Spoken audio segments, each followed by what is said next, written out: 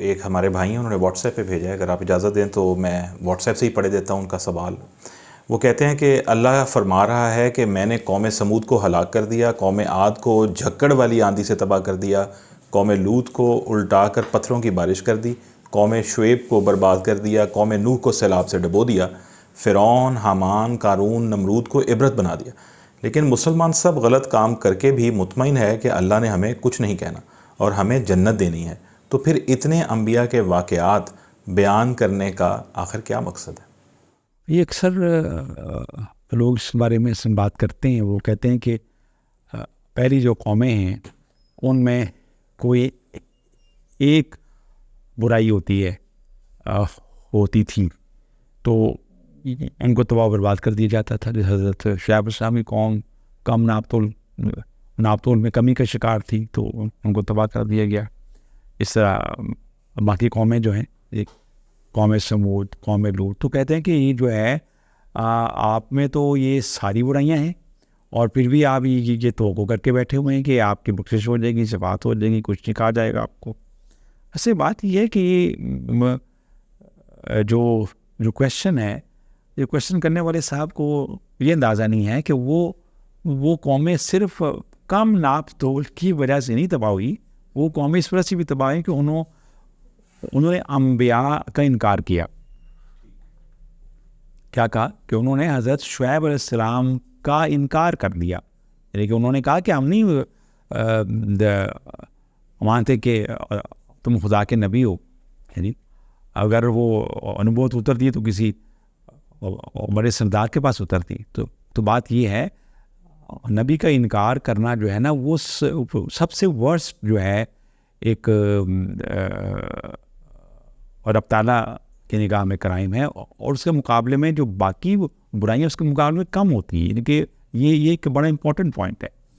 ہم میں برائیاں ہیں نہیں ہونی چاہیے، ہمیں انہیں تعلیمیں پڑھنا چاہیے، لیکن ایک اچھی خبر یہ ہے کہ ہم نے اپنے نبی صلی اللہ علیہ وسلم کا خدا نخواستہ انکار نہیں کیا، اور ہم ان کو مانتے ہیں، اور الحمدللہ مسلمانوں کی اکثریت ان سے پیار کرتی، ان سے محبت کرتی ہے، اور ان کے نقش قدم پر چلنے کی کوشش کرتی رہتی۔ بے شک اس کوشش میں کبھی کامیاب ہوتے ہیں ہم، کبھی ناکام ہوتے ہیں، لیکن ہماری ایک دلی تمنا یہ ہوتی ہے کہ ہم اسی اسوا پر چلیں۔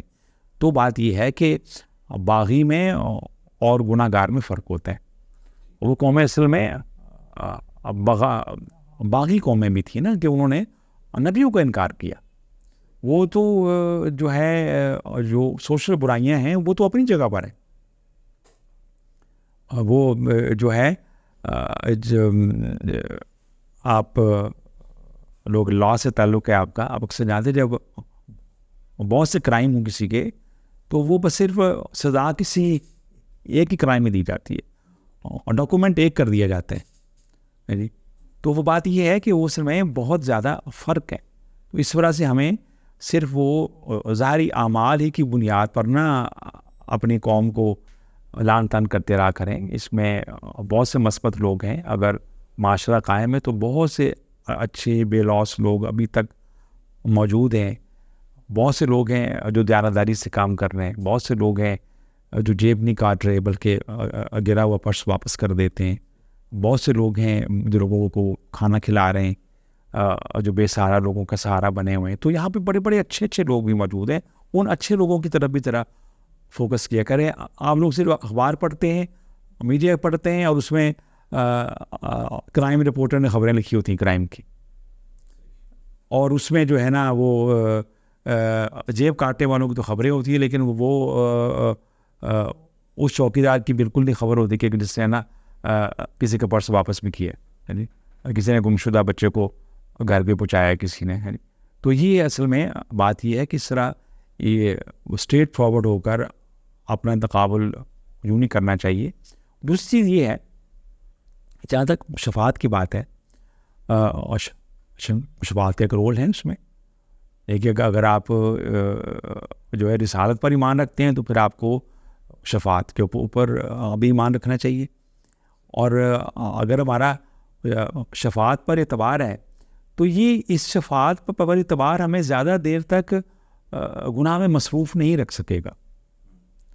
اکثر لوگ یہ کویشچن کرتے ہیں نا کہ جی آپ شفاعت کی باتیں کرتے ہیں، آپ رحمت کی باتیں کرتے ہیں، آپ کہتے ہیں نہیں سب بخشے جائیں گے، تو آپ تو گویا سینس کو انکریج کر رہے ہیں. نہیں، ایسی بات نہیں ہے.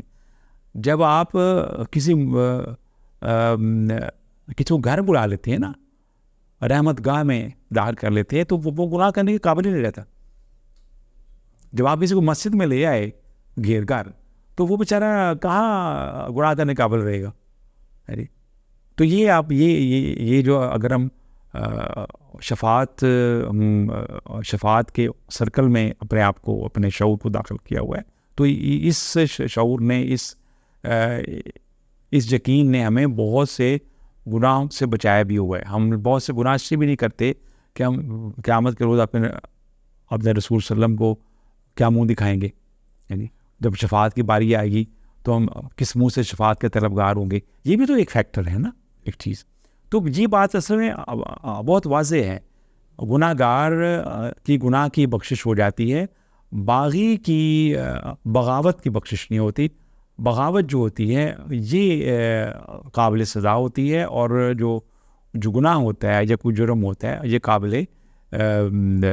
قابل بخشش بھی ہو سکتا ہے.